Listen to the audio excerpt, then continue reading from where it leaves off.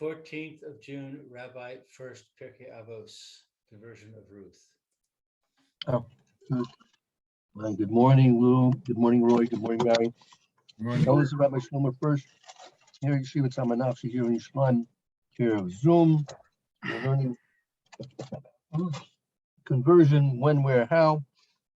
The Tzitzi Eliezer is walking us through various commentators, Rashi, the Ibn Ezra, the Dasa the Zohar we're learning now also, and coming to a clearer picture of what was transpiring with Ruth and her first marriage, Ruth with Naomi, Ruth coming back there to Israel with Naomi.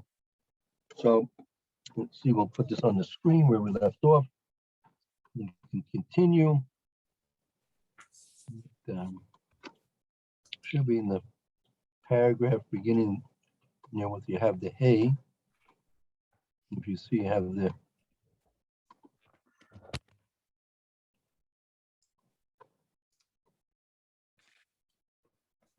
where you have the red ball there, if you see that. Okay, yeah. Let's see, Lou, would you like to continue reading for us? Yes. Biyatera me ha'emor matzisi b'sefer meshivas nefesh. Right, that's the name. That's the name of the sefer. It's the Meshivas Nefesh Al Rus. Mehabach. That's from them. I'm sorry? Yeah, that's the sefer Meshivas Nefesh Al Rus Mehabach Zal. Right. By the Bach? The Bach is a commentary on the Torah, right? Right. And he wrote a sefer on Rus as well. Right. Okay. And Biyatera is furthermore.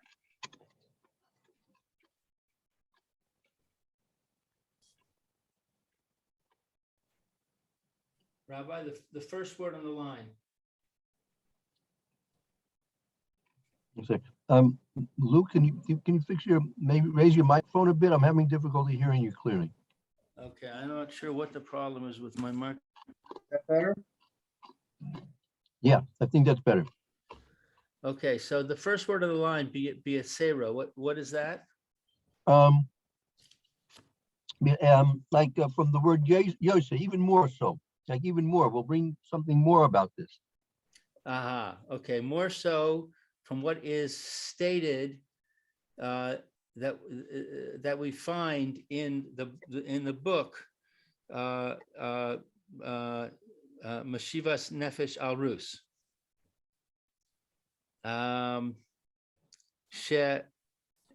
Shelachar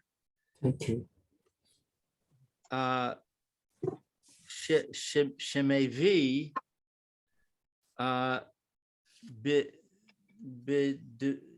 B'devarim B'divrei Hamidrash Shalo Gerus Below Hatavilom.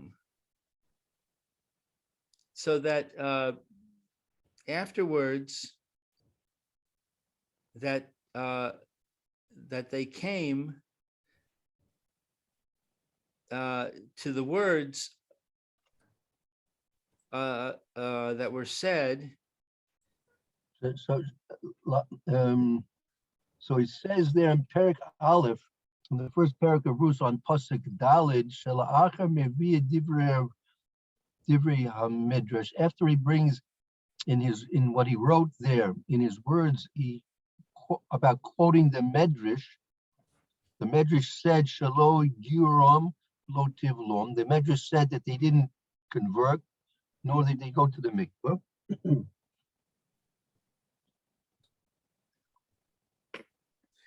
V'chein divrei hazach. Divrei That's also v'chein divrei Zohar Kodesh. That's the Zohar Kodesh, what the Zohar as well. And this is what it says in the Zohar, that they didn't immerse and they didn't convert. The Mocheach. No, the Medrash said that they didn't convert and they didn't go to the mikvah. And he also but the Zohar does say it. Right, that's what he said. The Zohar, the Muchach Shigorim, the Zohar's Muchach proves that they did convert. Gerus, that they did, that they converted. Mm-hmm. So there's a contradiction between Right. this Meshivas Nefesh al Rus and the Zohar. Well, the Shiva's Nefesh brings down both the Medrash and the Zohar, and they're both contradictory. The Medrash says they did not convert, and the Zohar says they did convert. Okay. So it's a stira between the Midrash and the Zohar. Doesn't the Right, Midrash right. take precedence? Isn't Hard the to say. You Midrash? can't really choose between Medrash and Zohar. They're both equally authoritative, is the way I understand it. I see. Okay. The divrei ha Ibn Ezer, and the words of the Ibn Ezer, hu ba ke cham hayodea pashar la'asos pashera. Okay, so the Ibn Ezra, he comes strongly. The Ibn Ezer, who bought kechacham hayodea parsha lasos parsha bein talmidim, he the Ibn Ezer came as a chacham who wants to make a compromise between the different explanations of the Talmidim.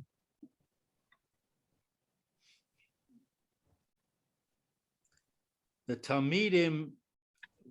In other words, they're both right. That's what the way the Sefer Mashiach's Nefesh is quoting the Bach is saying that the Ibn Ezra is coming to try and make a compromise between these two apparently contradictory opinions. What are the Talmidei? Well, Can I'd like to ask a question on this. I just want to ask Rebbe a question. When you look through the Chumash, the weekly Chumash, sometimes Rashi and the Ramban say very different things. And the Ramban even says straight out, even though, the master says this, and he brings proofs why it's not that way. So how can all that be resolved? So we have the different commentators that they have based on what they understand from other information, from other facts, how they come to different conclusions. That's what we say. Divrei Elu ve'elu Elokim Chaim. These are the words that they're both true. Right? Okay, but the question is there is in fact a time when Ruth was converted. She can't be converted 5 times, right? So when what is the emes? Isn't that where we're trying to get to? Yeah, but now look, the truth of the matter was hidden from us, right? Shmuel, when he wrote the Sefer, Right. Ruth, he did not tell us specifically, right? That was purposely hidden from us, right? So, and there are different ways to understand things. So, so that's all because that, and that was the intention of Shmuel also. He intended that we should not just have a patent, clear understanding of when Ruth converted. He wanted us to work this out, to try and understand this in a deep way.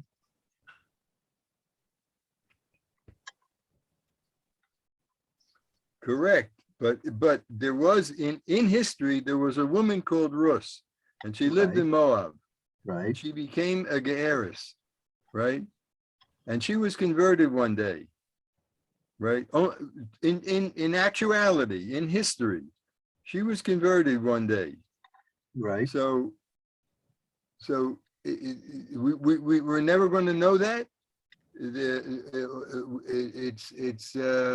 We just have to accept all the opinions and say, well, there's many opinions we don't know. Right. Well, let me put it this way. Let's say some archaeologist is going to come around tomorrow, and he's going to say, look, he discovered a document dated on this date, and says about it's signed by Boaz with his Sanhedrin in Beit Lechem, right? And it speaks about this woman Ruth, who was the daughter of Naomi. She was married to Machlon, right? And it has her date of conversion on that, right? Mm-hmm.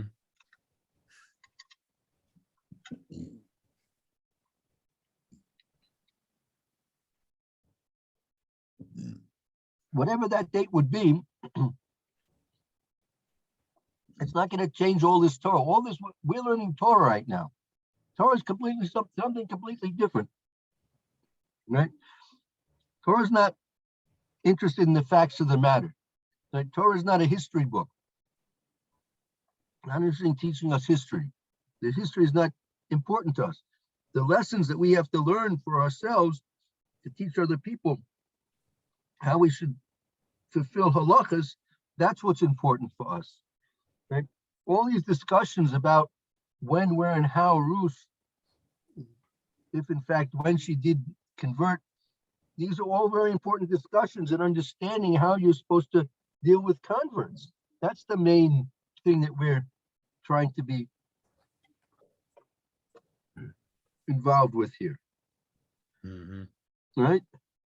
Mm-hmm.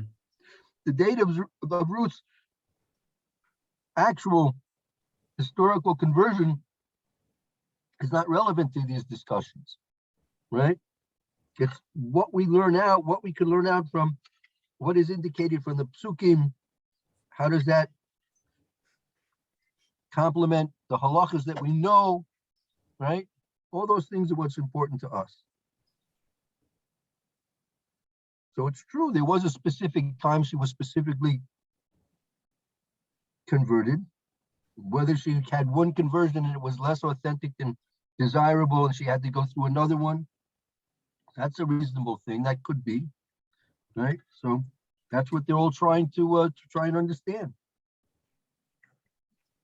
Mm-hmm.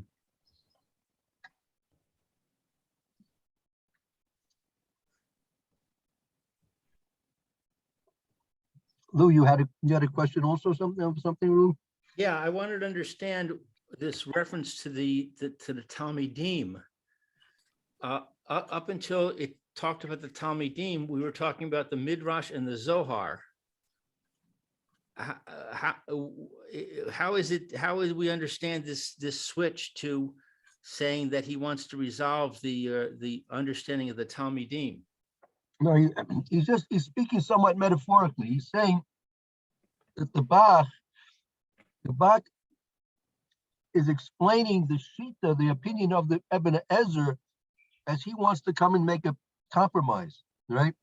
So it's like it's metaphorically, symbolically, it's like a sage who sees there's discussion amongst the Talmidim, and he wants to make a compromise opinion based on all the different opinions. So that's what the Bach is doing. That's what the Bach is saying about the Ibn Ezra. So so the Ibn Ezra in this example is like the Talmidim. No, it's like the Chacham who's coming to make a compromise. Oh, the Ibn Ezra is like the Chacham, and what's the Bach like? No, the Bach. This is what the Bach is writing about the Ibn Ezra. Okay, so the Bach is saying the Ibn Ezra is trying to make a compromise Right. between the Zohar and the Midrash.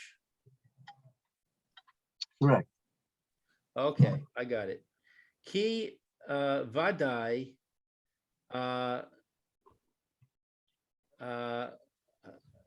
I don't know the abbreviation.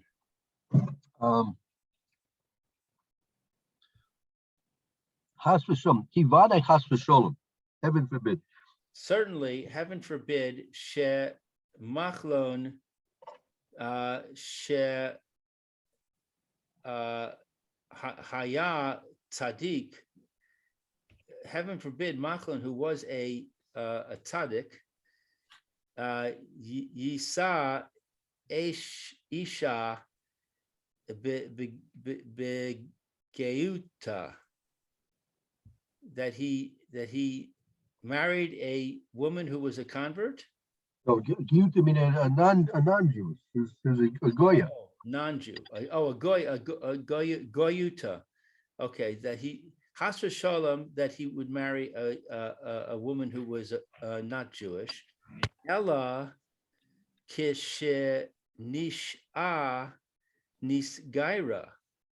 Rather, that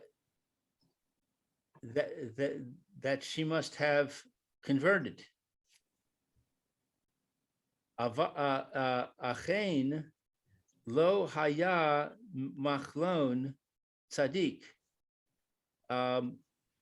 Achein means alternatively. Right. Machlon was not a tzaddik. Yoter mishmashon. Mishimshon. Oh, more so than Shimshon. Shofet, the judge of Israel. Oh, Salma. Shlomo HaMelech. Oh, Shlomo HaMelech, or King Solomon. Yadid Hashem. What's Yadid? He was beloved to Hashem. Beloved to Hashem.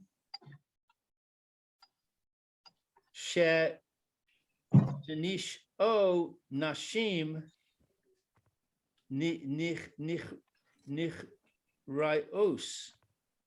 That they married women that were not Jewish. Right, they married non-Jewish women. Right, Shimshon married non-Jewish women. Shlomo married non-Jewish women. So Machlon is not any more righteous than they are. Where were Right. They were right near, they were way in the back, furthest wall. V'chalila, Huh? they? Near the and corner and Kind. the heaven corner. forbid, Yeah. sheyish o nashim. No, that's how I found it. Your Yes, sir. directions were good. I just couldn't visualize your. And heaven forbid that what is sheyesh u?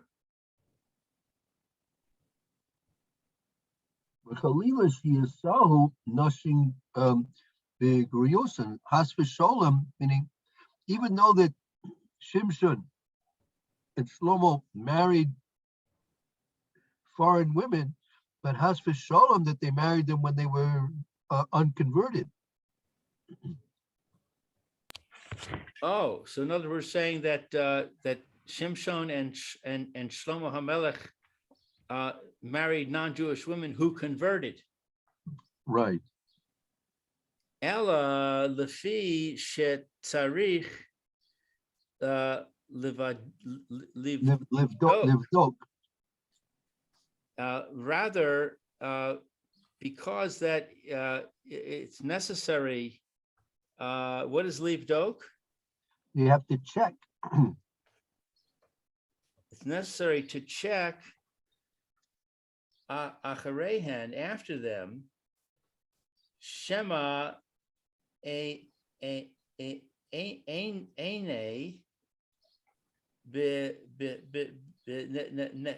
nechna bivachor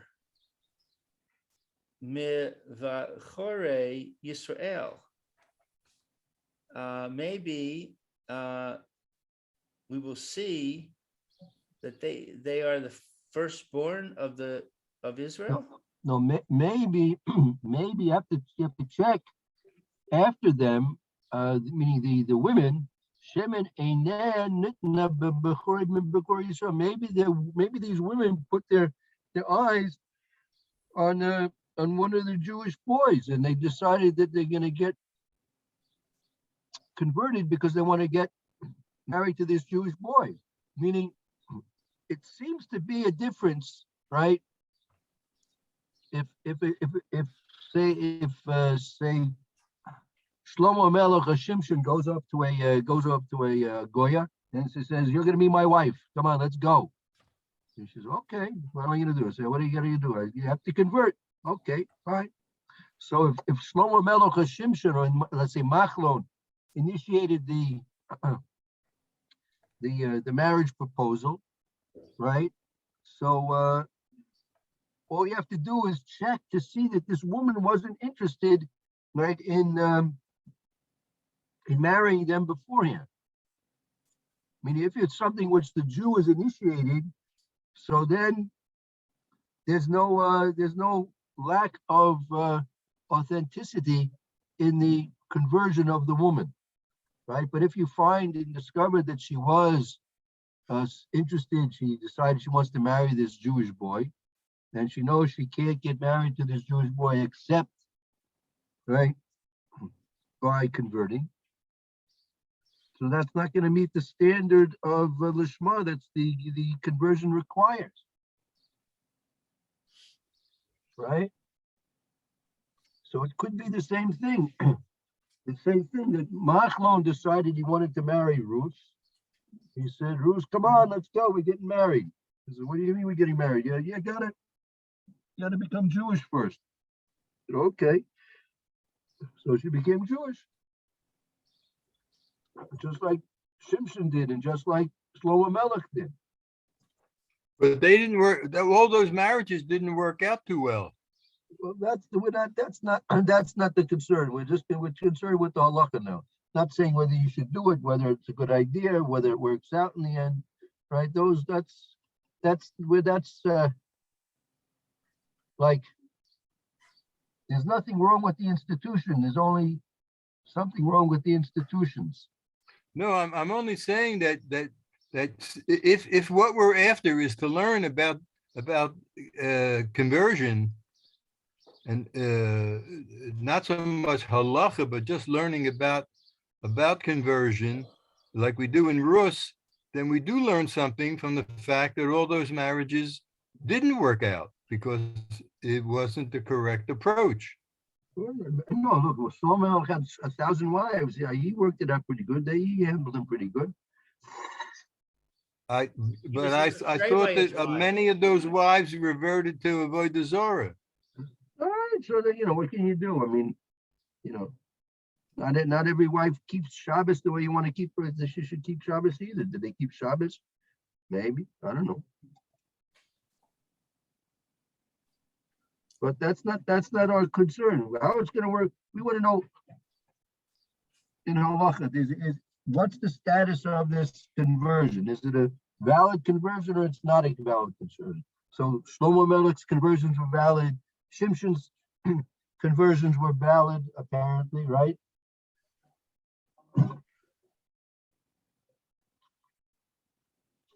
So Machlon's conversion of Ruth was valid, according Apparently, well, we're still in the middle of trying to understand how it works out. Oh, bishvil devar acher, or because of an alternative understanding, u Shlomo v'Shimshon gayeru nashim. Shlomo and Shimshon converted women. V'nish om la'atzmam. What is nish om? That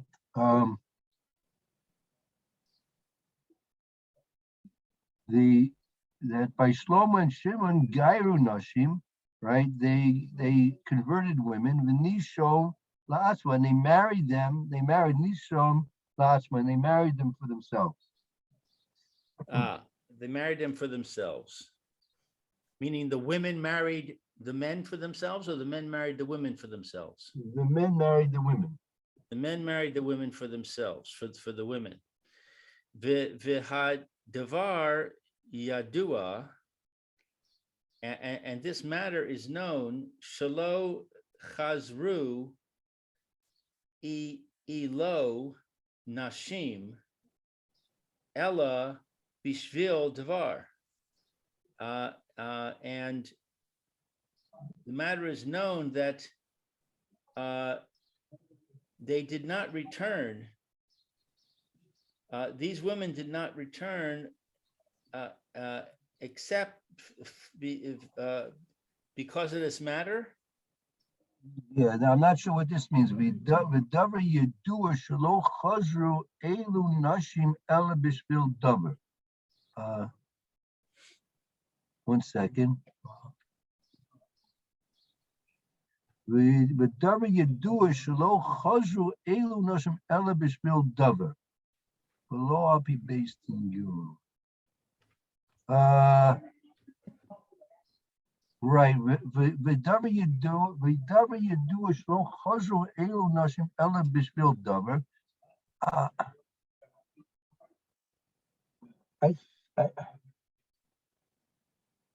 I really don't know what it's referring to tell you the truth. But davar yedua shelo chazru elu nashim ela bishvil davar could be that they meaning that they were only the women really they were only doing it for some ulterior motive. They had some. We know that these women had some ulterior motive. Well, they wanted to marry the men. Right? Who wouldn't want to marry the king, right? So maybe that's the distinction between Ruth and the other women. That in the case of Shimshon, he was a judge, so he was a very chashuv person, but very desirable to be married to. And Shlomo was a king, but Machlon was not in that exalted position. So Right. so Ruth was different from the other women in that she was not converting because she wanted to marry him. Right. So okay. Well, we'll get to Ruth. So hold on. That's first. We're still in the middle of dealing with the wives of Shimshon and Shlomo right now. We're still in the middle of that right now. Okay. May Allah lehem hakasuv keilu hein gerus. I'm sorry, goyos uve isurin omdim. So it goes up on the pasuk. And As the if- the pasuk attributes it to them, right? The pasuk attributes it to them as if they were not Jewish, and they stood in their sins. right. Ukamo she kasav ha Rambam Besof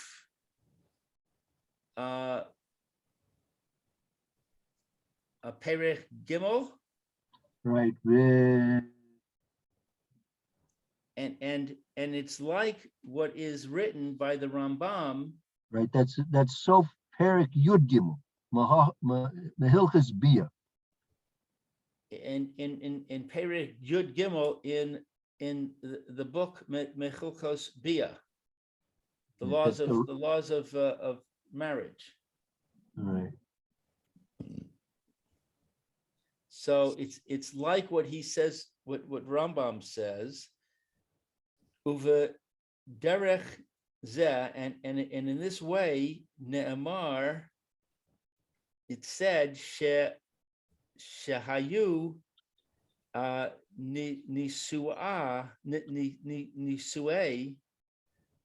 arpa v'Ruth, and it was that they married Orpah and Ruth. So now we're switching over to Orpah and Ruth. Right. So he's saying it worked the same way by Orpah and Ruth. The same way as it was with Shimshon and Shlomo. Ki heim atzmam geru, that they converted for themselves, osam, kedei le ha nasa lahem, in order to marry them.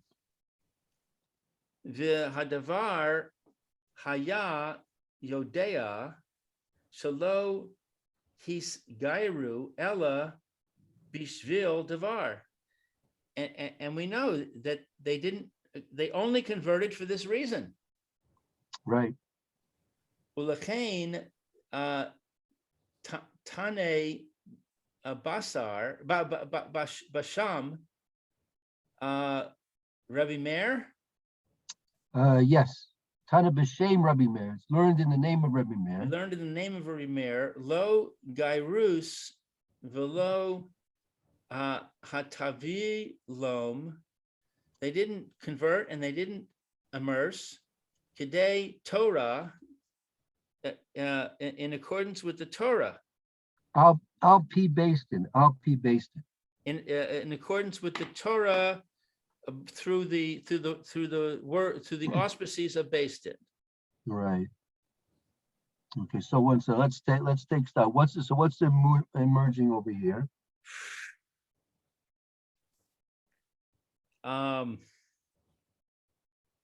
So somehow he's trying to resolve the disagreement between the Zohar and the Ibn Ezra. Ibn Ezra says they didn't convert, and the Zohar says they did convert.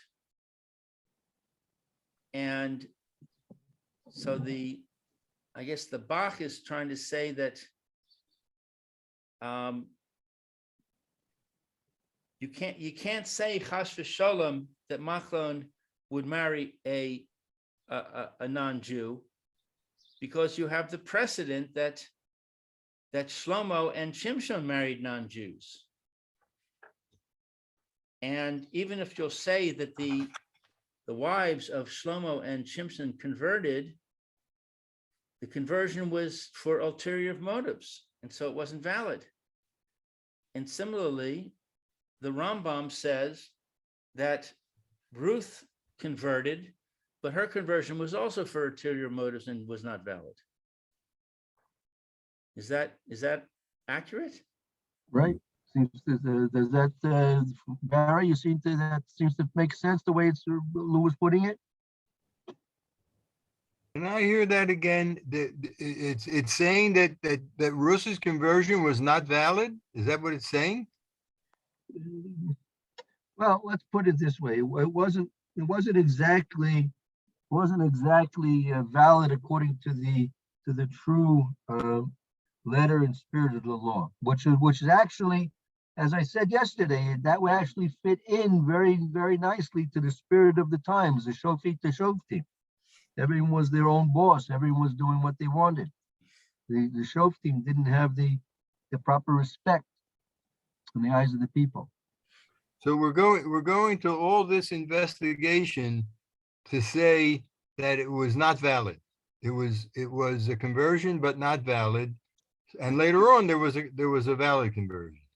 Right. Apparently, that seems to be the direction we're headed, right? That sounds correct, Lou? Okay. I mean, it sounds like that's what it's saying. It doesn't sound correct to me. But Why doesn't it sound correct? What do you mean? Well, we still have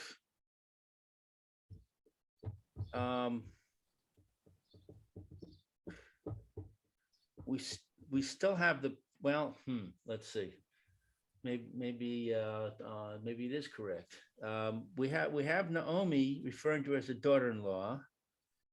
So maybe that's because there was a conversion, even though it wasn't correct, but maybe Naomi can't know what is in the heart and the mind of Ruth. And it was, according to this, it was what it was in her heart and mind that rendered it incorrect. So maybe that resolves the conflict.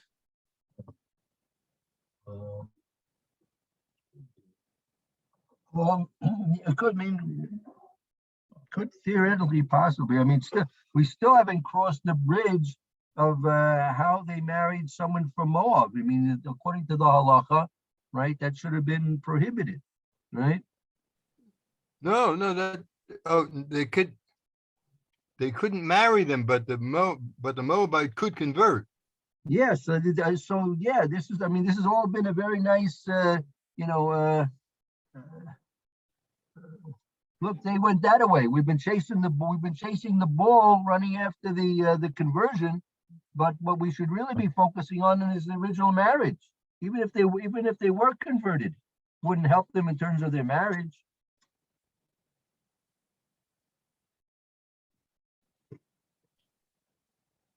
Okay, but we'll see. We'll have to try and get to that. We'll have to get to that slowly but surely.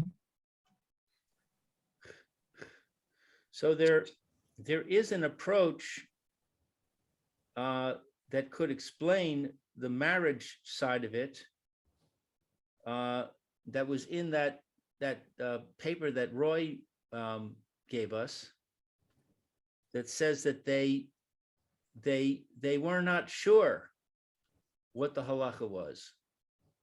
Right. And so they made the marriage conditional. If it's permissible to marry a Moabite woman, then we're marrying. And if it's not permissible, then we're not marrying. Right.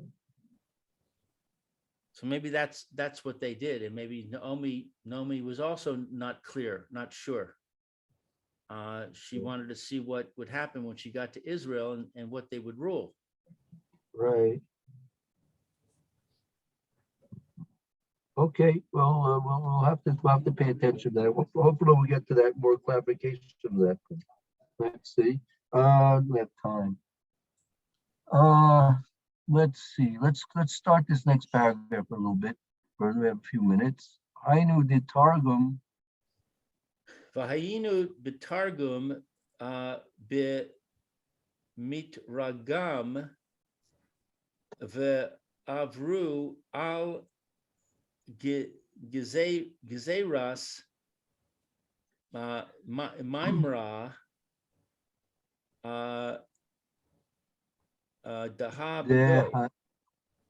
the Hashem v'goymer. Let's see, what does this mean? V'hainu the targum v'avru al gezeres maimer Hashem. They were over. The targum says they were over on the command of a Kadosh Baruch Hu. What does that mean? Right. Now it says, the targum said that gezeras HaKadosh Baruch Hu. Is that different from saying the mitzvah? Basically, it's the same thing. Yeah, because talking about they were disobeying the command of Hashem. Okay. Chosechein, Right. uh, But calls it Meramis, B'masha Kasev. This is all indicated. Calls it Meramis. This is all indicated. B'masha Kasev, what it said in the pasuk so lehem, that they married lehem, Nashi Moabis. They married lehem, women who were from Moab. What does that mean? Klomar, that is to say, lahem, ledas, atzmam, with the knowledge, with their own knowledge, shalo al daas based in, but not with the knowledge of based in. They married according to their own understanding of the law, but they didn't consult with a based in. Right. V'shekol hu zeh keilu nasu osan be'odan me'ovios be'geusan. What is this shekol?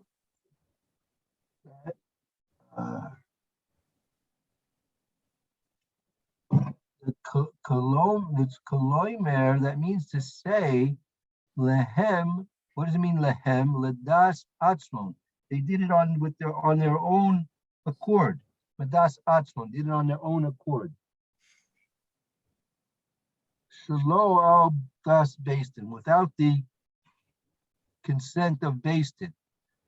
V'shakol zeh ki'ilu nasu osam ba'orim mo'avis girus begirusan. And since they did it without the advice of bastin, it's ki'ilu they married them while they were still Moabite women who were unconverted. And what is this word for shakol? That shakol this is equivalent to ki'ilu nasa osam ba'orim. This shakol is equivalent to this, as if they married them while they were still Moabite women that were unconverted. Okay, so it says beguro son, that means unconverted? Right. Unconverted.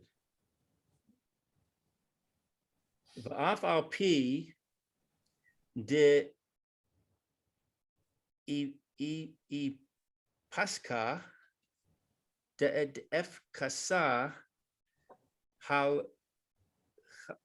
hilchasa, and even though that de faska is that that it's possible. Alpha P the Paska Hilchasa, even though that the Psak Halacha in Pierke oral, and that's a Pierke in the Masechtas Yevamos. The echad isha shenis gaira, that one woman who is converted, l'shem ish, for the sake of a man, etc. The kulam gerim, that all of them are converts. Right. So the halacha says that a woman that converts because of a man is a convert. Apparently, that's what it seems to be saying here. That's odd. I thought the opposite. Let's see. The Alma the Evid, the Evid, Alma that was see the like with the Evid, meaning after the fact, Kulam Gerin. all of them are converts. B'di'evid. The Kamash, Kamosha Kasav Rambam Lasham.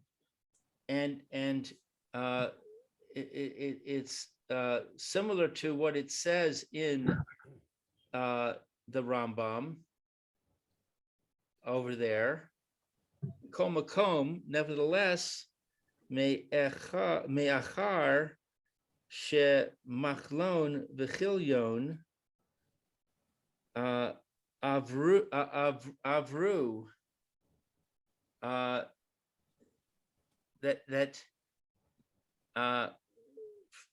afterwards machlon and Kilyon sinned. Chak haTorah b'mazid b'mazid, Right. that They got they sinned. What's chak? Chol Torah, the law of the Torah, like Chol. Oh, they violated a law of the Torah, a chok,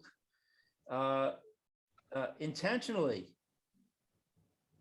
Lechatchila, in the ideal case.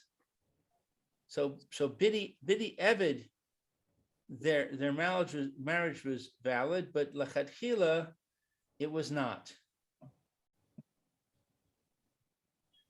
Na'an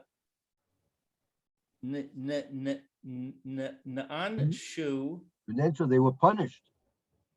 and they were punished. Ukamo she nen shu ba she ma shon Shimshon. v'shimshon. Okay, and it's like the punishment of Shimshon and Shlomo Alma she avru, concerning that which they sinned, al zeh, like this, lechatchila, ideal, in the ideal case. So they were punished. Machlon and Kilion were punished like Shimshon and Shlomo were punished. Right. But wait a second, Shimshon was killed, but Shlomo was not killed. And okay, well, no, I may. So, what kind of an oynish he got? He's not going into that. There must be some. I guess there must be some oynish that Shlomo Melech got. But when it says kamo, doesn't that mean it's like? Yeah, that's right. But It's not like, doesn't have to be that they got killed. Doesn't have to they got there was an oynish, but doesn't mean that they got killed. okay, so in other words, it's saying Machlon and Kilion were punished like Shimshon and Shlomo were punished. Right. Ume ata lo nimneh be perusho milachtov beseser besasam shenisho nashim, and now it's nimna, is nimna punishment? So now umeata lo nimna beperusha, meaning now he didn't refrain. I think this is now right. This is still a quote of the Bach, that he's saying about the Ibn Ezra. Umeata lo nimna beperusha. The Ibn Ezra did not refrain from saying in his commentary.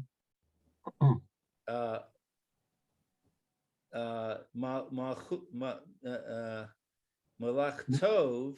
Milach Tov Bistam. He wrote generically, Shinasu Nashim Giruson, that they married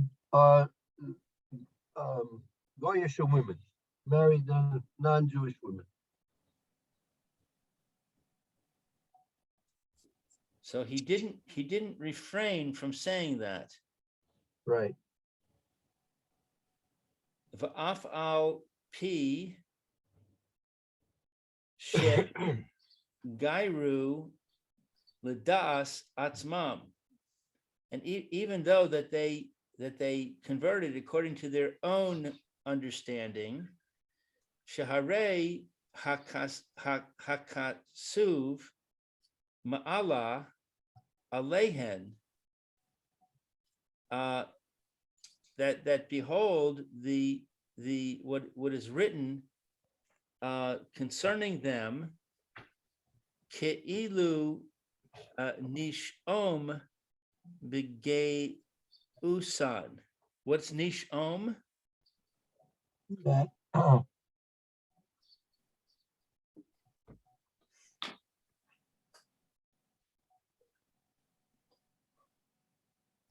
that they married, they met Nisuam, they married while they were unconverted. It says if they married unconverted, the kid sani, the kidsani, Rambam. Right. What is kidsani?